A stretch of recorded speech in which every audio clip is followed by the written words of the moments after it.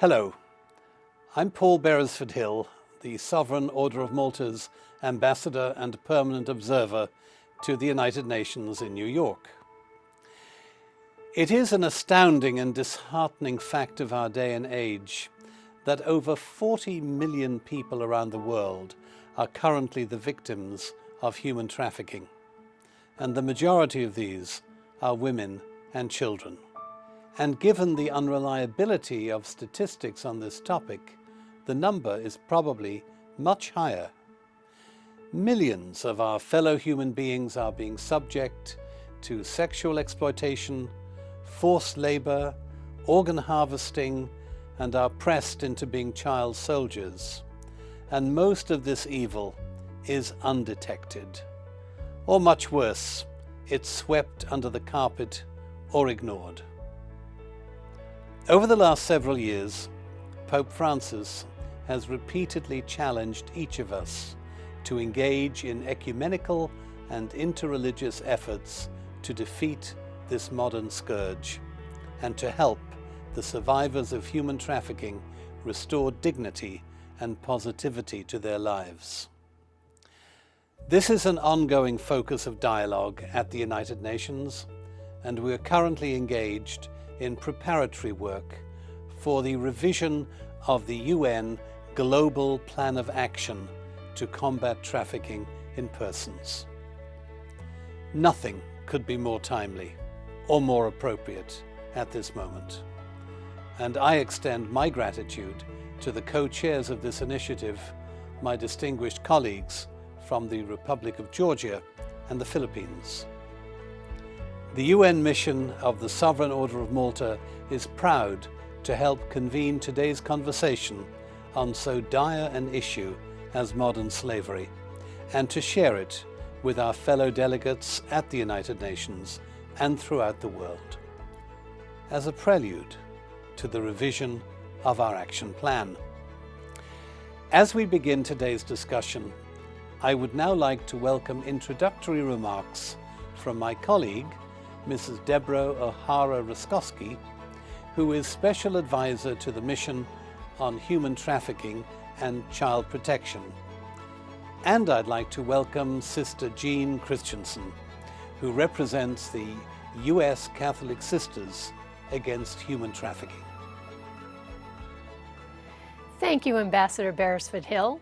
Working in the area of human trafficking for almost a decade now, and as the Ambassador just noted, I can tell you that as much gain as we've made in some areas, we continue to see the number of trafficking victims soar worldwide. The problem of human trafficking is it's extremely complex. The work can be daunting and overwhelming given that there are over 40 million people worldwide caught in the horrors of trafficking. Most think it is predominantly sexual exploitation, and that is the majority. But for example, there are nearly 16 million people caught in supply chain labor exploitation alone. And it is an extremely lucrative business. According to the International Labor Organization, annual profits exceed $150 billion US. Why, you may ask? Because unlike drugs and guns, a person can be used to make money over and over again until they are considered all used up. Pope Francis is right to call human trafficking a crime against humanity, and the money from the profits blood money. We categorize countries into origin, destination, and transit, depending on where a victim originates, travels to, or travels through. Many countries like the US, India, and China, to name a few, actually hold all three titles because of their high demands and rates of trafficking. The root cause is a constant. It's demand. If there were no demand, there would be no trafficking. It's that simple. Unfortunately, the solution is not that simple. How do we tackle this monstrous problem?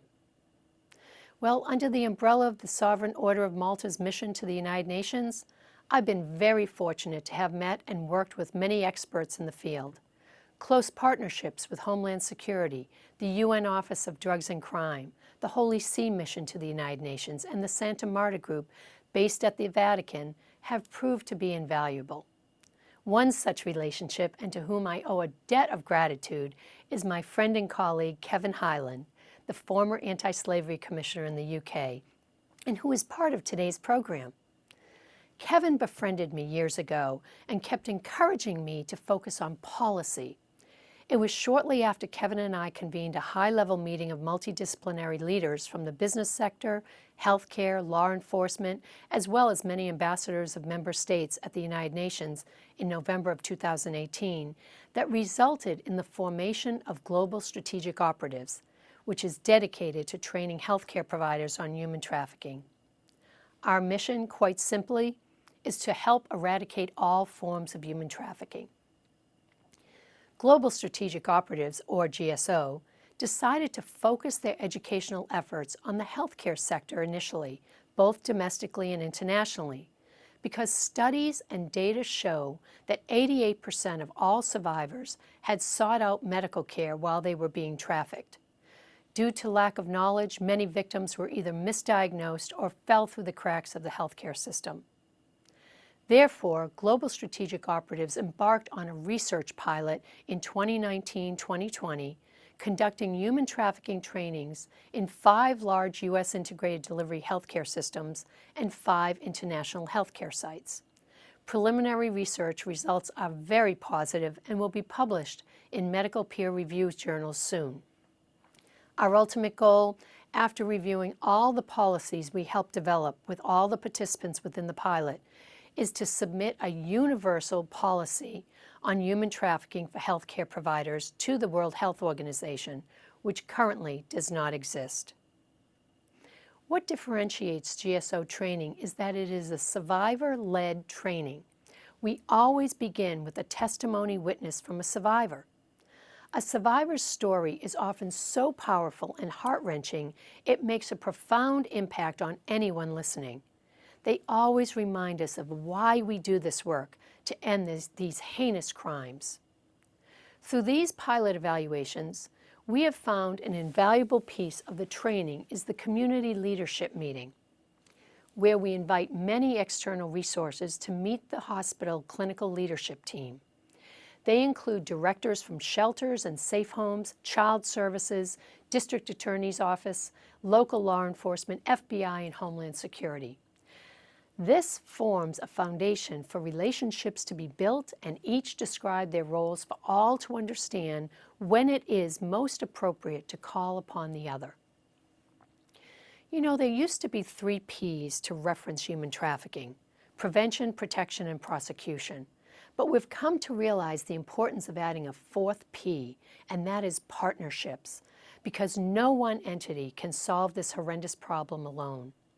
We are thrilled many healthcare systems and organizations have decided to partner alongside GSO in the efforts to eradicate human trafficking by training their healthcare providers on how to identify potential victims and take the appropriate actions once identified.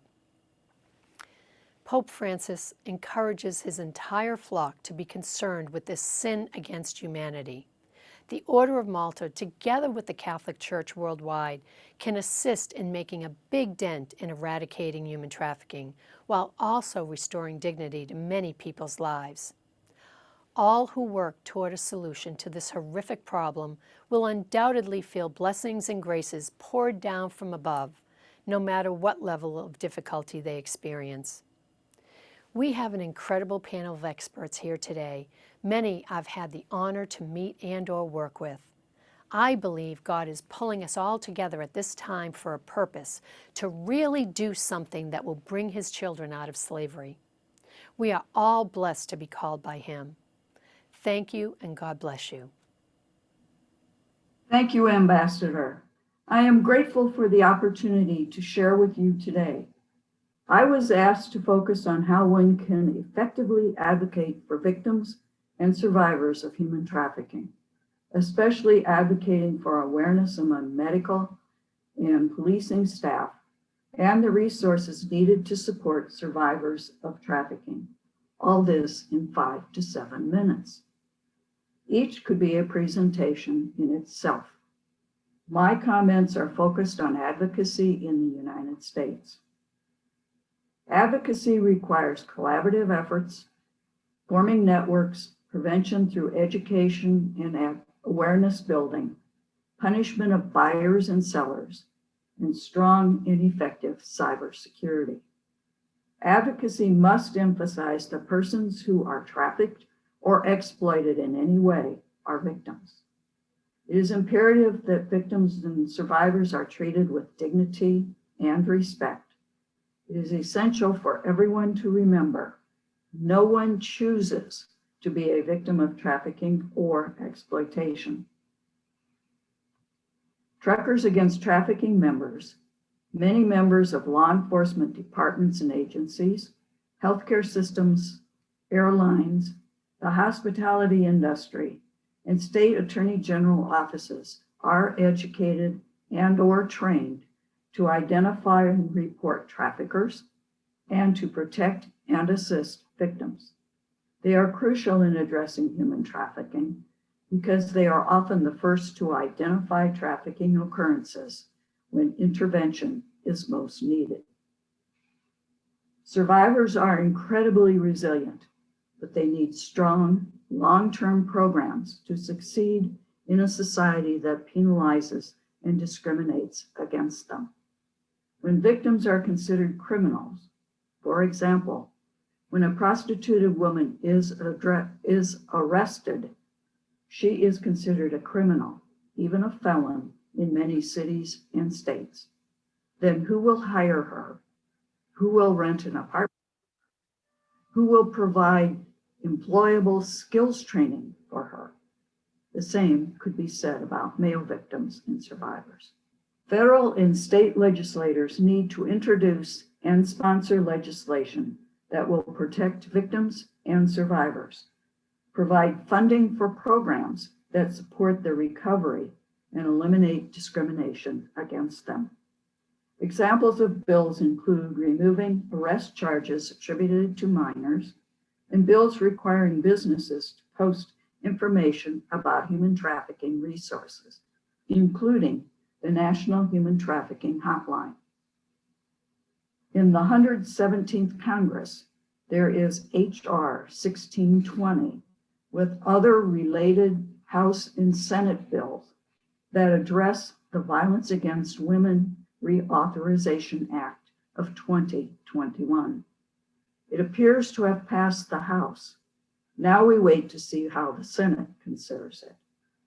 What seems to be a no-brainer to advocates makes a slow and arduous journey through Congress.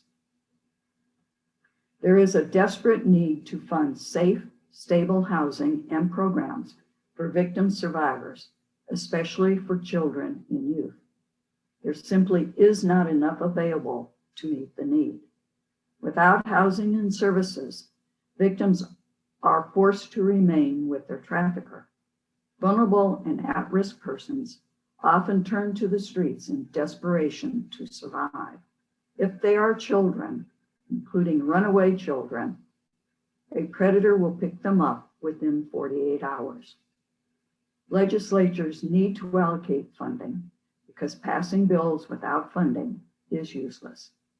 Nonprofits, churches, local organizations, and groups' efforts are enormous, but they cannot provide all the housing and programs that are needed. As I said earlier, advocacy requires collaboration and networking. Prevention can be achieved through education and awareness building, punishment of buyers and sellers, strong cybersecurity, and funded effective policies and legislation. Advocacy must emphasize that persons who are trafficked or exploited in any way are victims because no one chooses to be trafficked or exploited. Victims and survivors must be treated with dignity and respect. Thank you. The Sovereign Order of Malta's mission to the United Nations, along with our partners at American Media and the Arise Foundation, call on all peoples to reflect on how we can become involved in combating human trafficking, whether it's through volunteering, or political and social advocacy, we all have a part to play in reducing the factors and the demands that make human trafficking such a vibrant component of an underground economy that destroys human dignity and mars human life.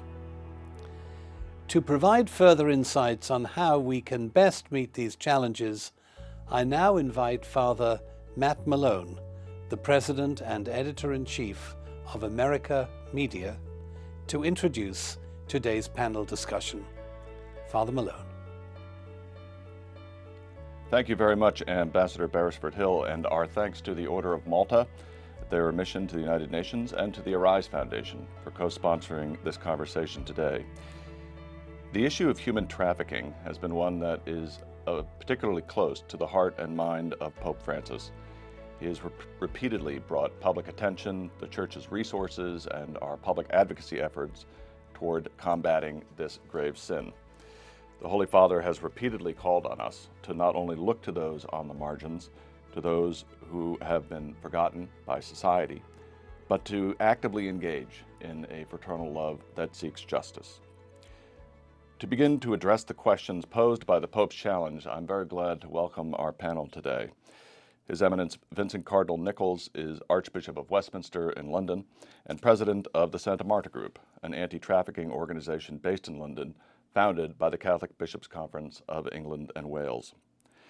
Joining him is Kevin Hyland, who served as the first anti-slavery commissioner of the United Kingdom and is currently chair of the Institute for Human Rights and Business Leadership Group for Responsible Recruitment.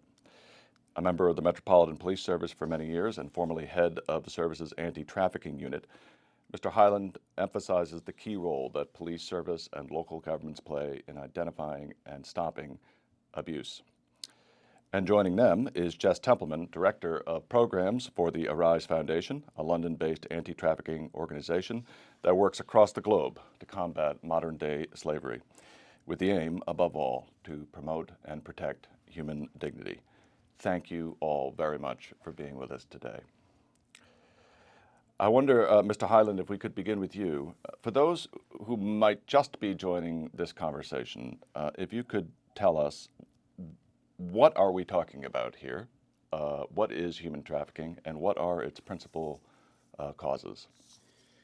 Yes, so it's sometimes seen as very complex, the issue of human trafficking, and it's contained in many pieces of national and international legislation and protocols. But when we break it down to what it is, it's where a human being is used or exploited by another for something which is against their will or against human dignity. And generally that's done for money. So it can be harboring someone, recruiting them, using them in work. And then the piece that is important in the technical term or the legislative term is that they are coerced in some way. But we need to understand what that is, because that can be coercion through a position of authority.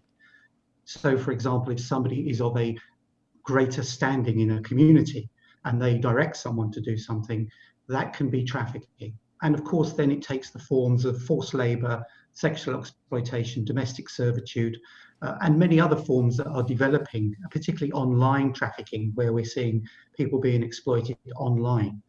And what we need to remember at this is it's a crime. Every single time this happens, it's a conscious decision by an individual to exploit someone, normally for money, and to turn them into a commodity. And that commodity can be used over again and again and again.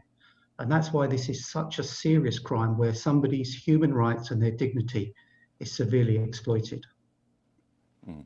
Indeed, the International Labour Organization estimates that nearly 40 million people today are victims of human trafficking in a variety of forms. Your Eminence, the Pope has repeatedly called our attention to this issue and directed the Church to work to end this, to support networks that intervene and care for those who are being trafficked, for those who are surviving trafficking. Why has the Holy Father made this such a priority? Well, I think he expresses his deepest thought in a very simple phrase, that he says this exploitation of people, the commodification, reducing someone to an object for trade, is, as he put it, a grievous wound in our body. And then with the eyes of faith, he says this is a grievous wound in the body of Christ. So he sees this as a deep wound in our society, in the way we understand ourselves and each other, and therefore a sin, therefore a crime against the divinity of Christ, who identifies himself with our humanity. So that, in a phrase, this is a wound in the body of Christ, is his deepest passion. But also, as we know, he is a man of immense compassion for those who are victimized in whatever way. And in the work that we do, and I'm sure that Jess will say the same, the priority is for the well-being of the victims. That's often difficult to sustain and difficult to get to. But there are many, many dimensions to this problem. They're to do with legislation, they're to do with international finance, they're to do with international trade, all of these things. But at the end, we have to keep the person of the victim foremost as best we can. So, Jess Templeman, we have this this global problem that is a social dimension, a political dimension, an economic dimension. It's a grievous wound to the body of Christ, as the Cardinal just said. Yet I think a lot of people have trouble understanding the issue because it's seemingly invisible. So how is it that individuals at a local level or at a personal level can understand this and their role in helping to end it? Well, I think it comes back to what His Eminence was just saying, that we remember that it's a person.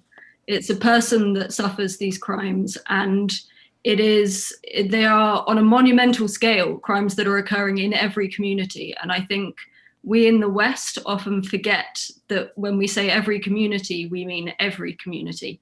And you do not have to look far to find problems and links to human trafficking within your daily life. And I think there are many ways that we can, as individuals, try and deal with the personal aspect, the one person that we can help, the one person in our community that we can reach out to, or the one local organization that we can talk to, because there will be local organizations in your area, in your neighborhood, who are confronting this issue daily. And I think that we can very easily get lost in the idea that it's a too big a problem to solve.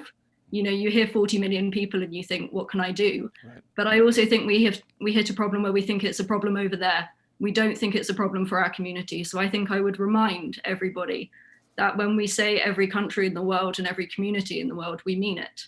And we mean that there are things that you can be doing locally. I think that's true. I mean, my introduction to this was through meeting a youngish woman who was blonde-eyed, blonde hair and blue eyes, typically English, and she had been trafficked into sexual slavery to Italy.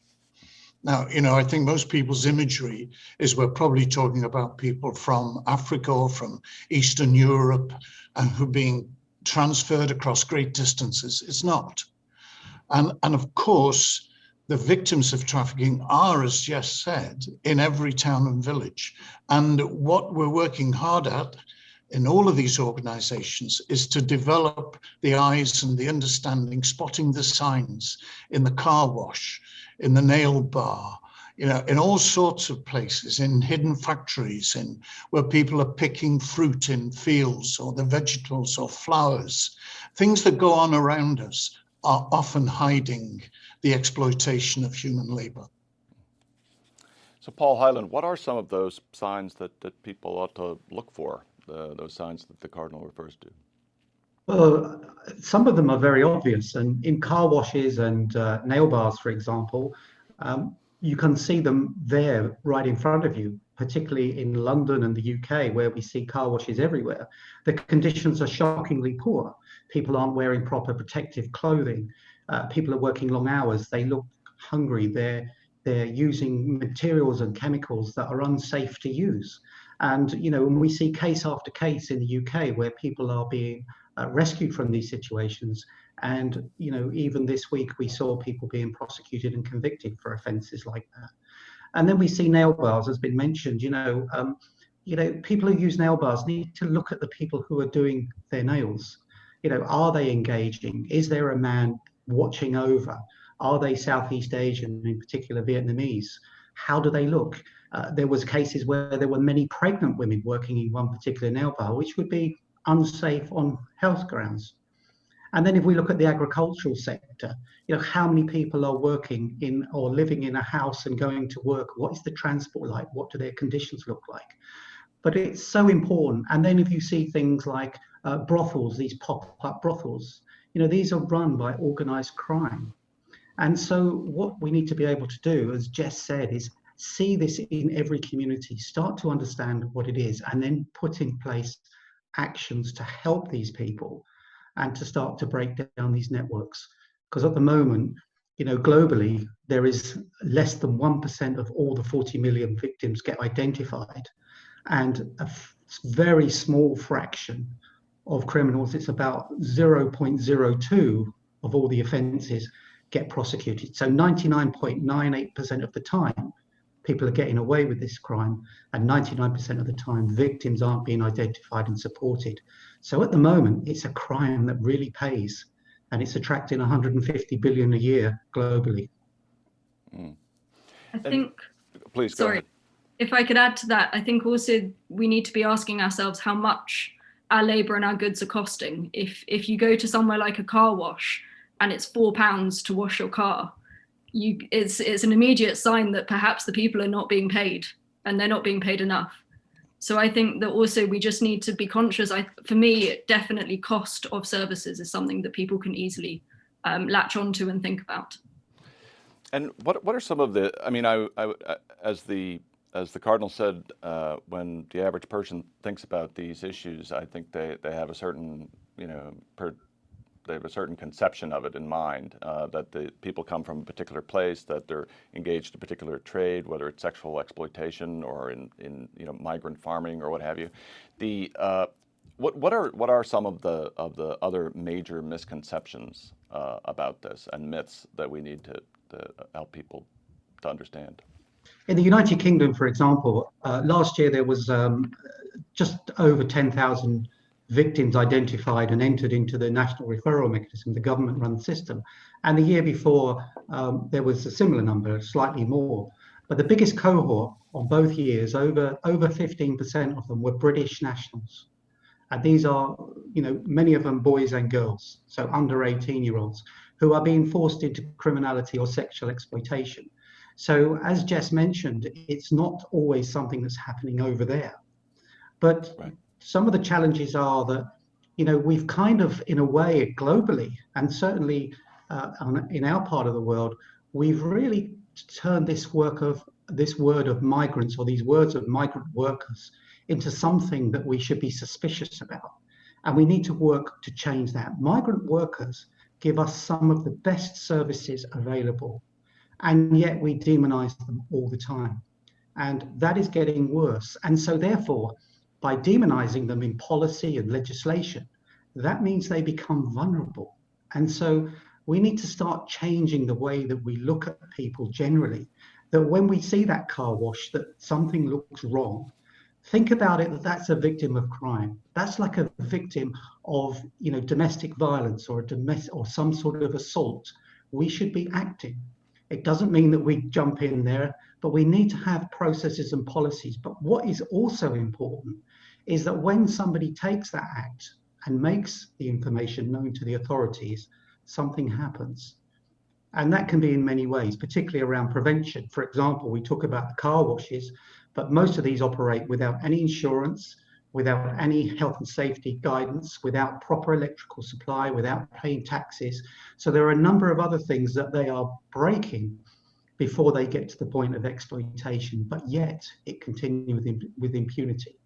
So thinking about it just as being foreign people and it's got to be something they bring on themselves is so wrong. These are people who are very often from our own country or legally in the United Kingdom or whatever country it is in the world.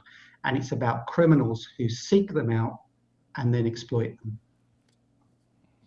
Could I add another dimension to this? And that is I think we three understand very well that a fight against modern day slavery requires trusting partnerships between organizations. It is a complex criminal network.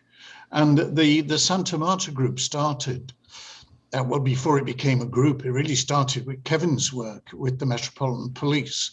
And he understood the ability of religious women, for example, to gain the trust of women who were caught in prostitution. And he understood the role those Catholic religious women could play, and he won their trust. And so we started in that very simple way, what is now a worldwide network of partnership between the resources of the Catholic Church and the resources of law and order in 36 different countries. And that's but one of the partnerships that becomes so important. So in a police operation, there might well be some religious women who go with the police to immediately begin to take care of the people who are rescued. And then all sorts of other initiatives, and Jess could talk much more about the Arise entry into this. But the Santa Marta group is basically about the partnership between forces of law and order and the resources of the Catholic Church. And that isn't always an easy partnership. To begin with, there was great suspicion, because what happens, somebody in prostitution is criminalized, even though actually they're a victim. What they're doing is illegal, therefore they're charged, or they're treated as illegal immigrants. But we've got to start saying, no, what is the major issue here? And get the partnerships working in that way. And Jess Templeman, so a complex problem requires a complex solution. It's not, and it's a global solution. It's also a local one. It requires legislation. It requires advocacy. It requires law enforcement. It requires social groups. How do you see the solution from your point of view at Arise? So Arise believes that this is a complex problem and that no one organization in the world can solve it. From the UN to the church, it doesn't matter who you are, you can't solve it by yourself. So we believe, as the Cardinal has said, and Kevin Hyland has also said, in partnerships. We believe in networks. So we work a lot to empower networks, but not just networks of large NGOs, not just networks of large civil society actors, but also local networks. So Arise's firm belief is that while this is a global problem, and it is a global problem, it is first and foremost in many communities a local problem, and the solutions to be sustainable should be local. But unfortunately, most of the funds don't actually reach these local small organizations. It's just a fact of how we've been set up as an international philanthropic space. Much of the funds never reach these frontline small organizations. They don't know how to speak the language to get the funding or how to fill in the reports. So we work a lot to empower those local groups who are doing phenomenal work, but maybe don't present it in the way that we would expect them to present it.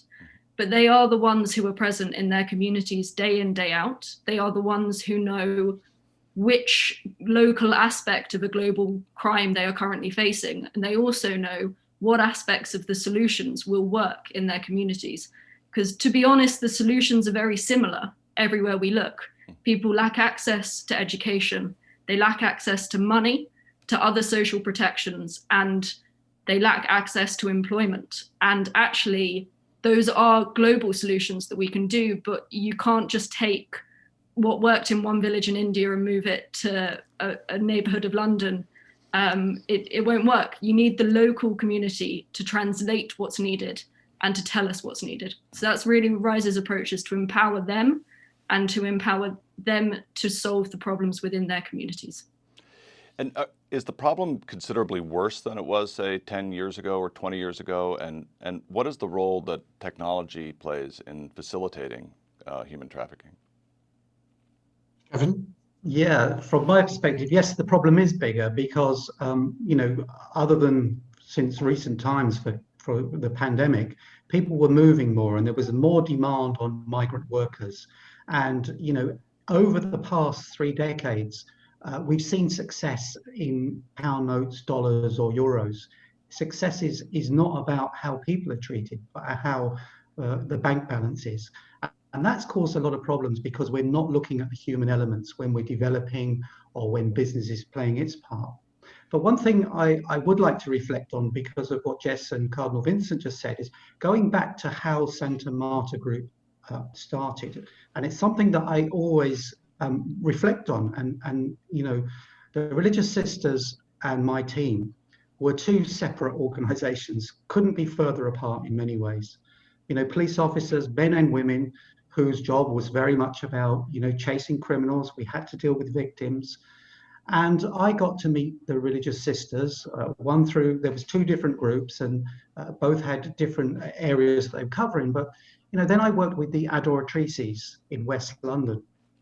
And that relationship really grew. And from that, you know, I was doing an operation in India, and the Adoratrices were able to tell me where to go to find the witnesses I needed, who would support me, who would organize transport for me in Hyderabad.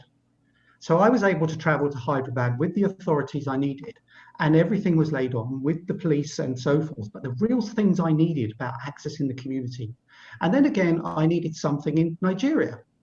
And I was able to find a victim in Nigeria, a country of that size, through the Catholic Church and the Religious Sisters. But then we went on to do a project and working together, and we did operations together. But one morning in particular, and this is just one of many cases, we went to do an operation at 6 o'clock in the morning.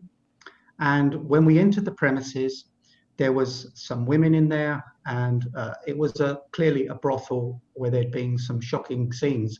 But one of the women, who was kind of placing herself in charge, was quite aggressive, really to police officers was very aggressive.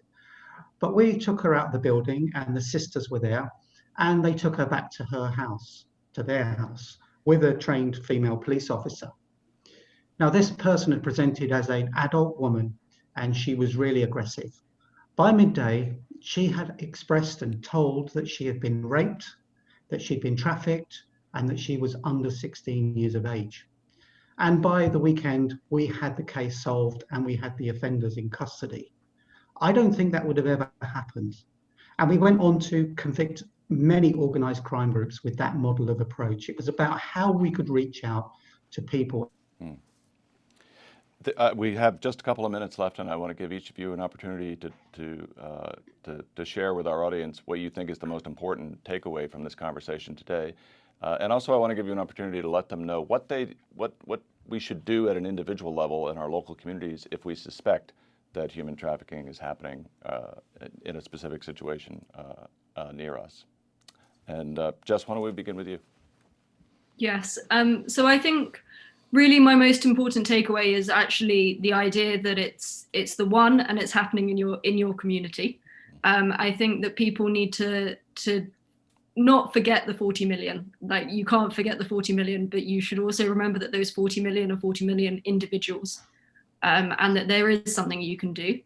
From if you live in England or in America, I know there are hotlines you can call. There are reporting lines.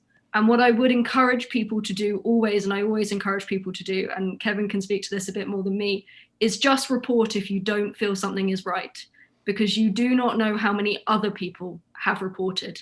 You might not be the only one, and you might be the final piece in a puzzle of lots of other people who have said, this doesn't feel right. So if you do see something, do just say something. It is never wrong to say something. If you phone the hotlines that are available, or phone the police and they can help, but don't put yourself in danger. Please do contact the people who can help. Your Eminence? I'd ask everybody to take away a determination to see the people around them always through the most compassionate of eyes, to recognize that somebody who's doing this job or that job or looks really worn out or worn down is somebody's son and somebody's daughter, and just to try and open up a smile or a point of contact. Maybe it's risky to talk, but at least give something to the person who looks forlorn and lost and forsaken. because it's those first contacts that will embolden that person eventually maybe to look for help. And that's another way out. One is reporting it, the other is enabling somebody to say, you know, to make a break for it and have somewhere to go. So to create a context of life in which we're sensitive and compassionate one towards another and get away from the demonizing of the immigrant. Kevin Hyland, the last word. Yes, my takeaway is, remember, we are talking about human beings here. We are talking about lives that are damaged and destroyed. And, that reflects on the way the world is now, that we've allowed this to happen, whether that's for economic reasons, political reasons, whatever it is. We are the people who have allowed it to happen. So we are the people who are responsible to end it. So we have to have that humanity. And who better to do that than the Catholic Church and people of goodwill? And I've seen that happen in practice firsthand. But I think what I would like to say to people is, don't be scared by this subject. Sometimes it can be so overwhelming when you hear perhaps people like me speak about the cost and the amount of money and the criminals and all that. But just look at what you've got in front of you and inform somebody. But in a church as well, many trafficked people, we know this from experience, go to church. Another case I can tell you is about a bishop in South London who had lots of people coming there, and I thought it would be a few, and then it was 60 odd people who were from the Philippines who had been trafficked, and they were going to church. So in our churches and in our safe spaces, we should be looking for this and reach out with that helping hand however we can, and make sure that we just don't be the next person who's going to look the other way. Kevin Hyland, Jess Templeman, Cardinal Nichols, thank you very much for being a part of this conversation today. And of course, our thanks to the Sovereign Order of Malta's mission to the United Nations and to the Arise Foundation for co-sponsoring our discussion. I'm Father Matt Malone in New York. Thank you and good day. Thank you, Father Malone, and to all of our panelists and speakers today.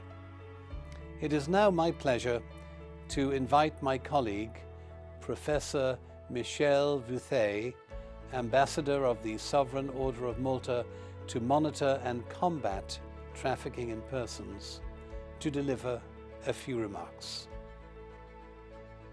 Thanks for having me today. I'm very happy to be with you, and I want to speak about the Order of Malta and human trafficking. Since its foundation in Jerusalem 900 years ago, the Order of Malta has pursued two goals. First, defending the faith, and second, helping the most vulnerable. And among the most vulnerable today are certainly the victims of human trafficking.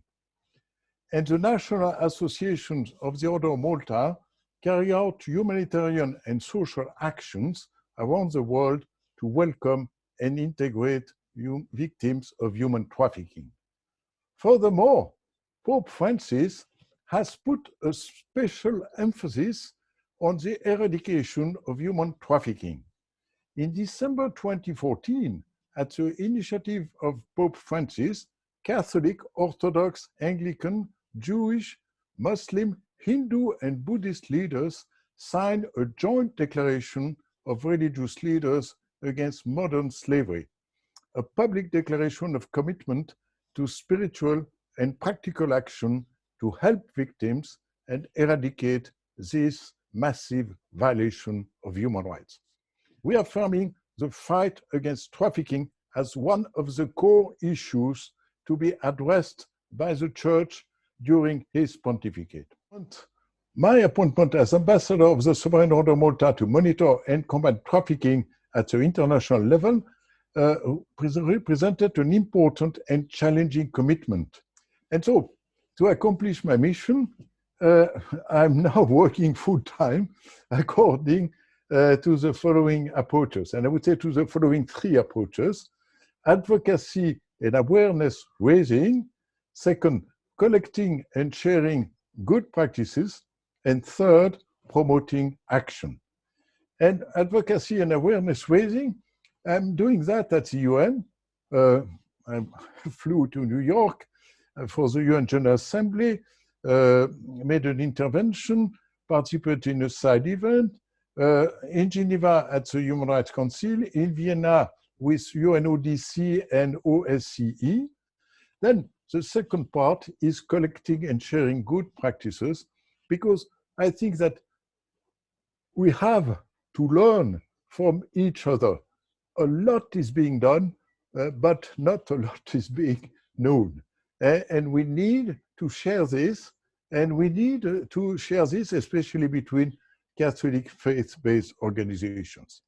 And the third, promoting action, and I would say within and certainly beyond the Order of Malta, in preventing, protecting, rehabilitating victims, building networks between governments, civil society, academia, media, religious leaders, and local communities. And actually, what I would like to say is that we shall not forget the spiritual dimension of this combat against human trafficking.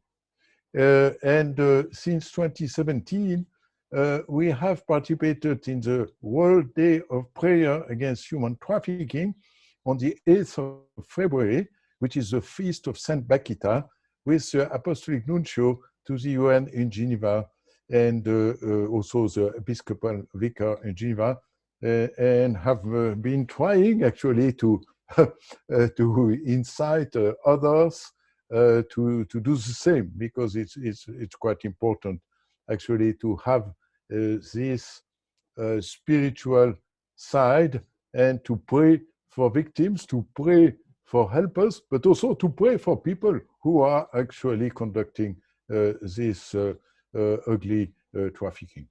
And what I would like to say is that, unfortunately, COVID has compounded the plight of victims of human trafficking, and has delayed the task of police officers monitoring and combating human trafficking, and made more difficult the task of helpers, and also made victims more vulnerable. And actually, as it was asked by Pope Francis in this interreligious appeal, we need to abolish modern slavery. And I think together it is possible to break the chains of slavery. You know, at the end of last century, in 97 and 98, two coalitions achieved a result no one expected. In 97, the Coalition for the Total Abolition of Anti-Personnel Mines, landmines, achieved the adoption of the Ottawa Convention. And in 98, the Coalition for the International Criminal Court achieved the adoption of the Rome Statute of the International Criminal Court. And I believe it's a similar coalition that we need to achieve the abolition of modern slavery. And that's a coalition between like-minded governments, a coalition between international organizations, humanitarian organizations, business, civil society, religious leaders, certainly, and academia. And with this, we need to bring pressure not only on governments to have possibly a stronger criminal legislation, but also we need to bring pressure on consumers and businesses, because actually it's not enough to prosecute criminals, but we need to actually to do something to stop the demand. And as many people now agree to change their consumer behavior to protect the climate, to protect the environment, they need also to do so to protect the human being and to actually dry the swamp of human trafficking. Thank you, Your Excellency.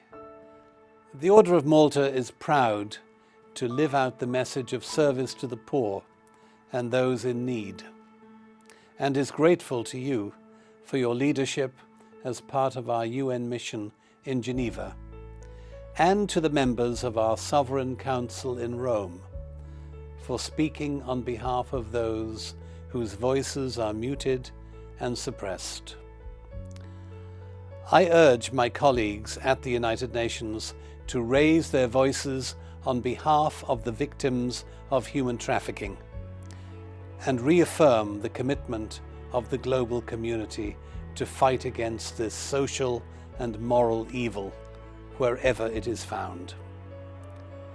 Now, as we conclude today's event, I would like to invite His Eminence, Cardinal Vincent Nichols, Archbishop of Westminster, to offer a closing prayer. God our Father, you give each one the gift of life in the image of your own self. Help us always to see, acknowledge, protect, and nurture the dignity that you have given to every human being. Help us to be brave in defending that dignity, to be compassionate in offering help in suffering, and to be forgiving, that we may day by day start again in the repair of our broken world, in the power of your Holy Spirit. Father, bless our efforts. Give us the strength of the message of your Son, Jesus, and the comfort and the endurance brought by your Holy Spirit. Amen. Thank you, Your Eminence, and thank you to all who have joined us for this event, discussing the travesty that is human trafficking and modern slavery in all its forms. I'm extremely grateful to American media, the Arise Foundation, and to all of our partners in helping to produce this event. And may we take Pope Francis's call to heart and recalling the great feast of Easter, which we have just celebrated. In our words and in our deeds, let us all kindle the light of freedom and expunge the darkness of slavery in our time. Thank you for being part of this conversation, and God bless.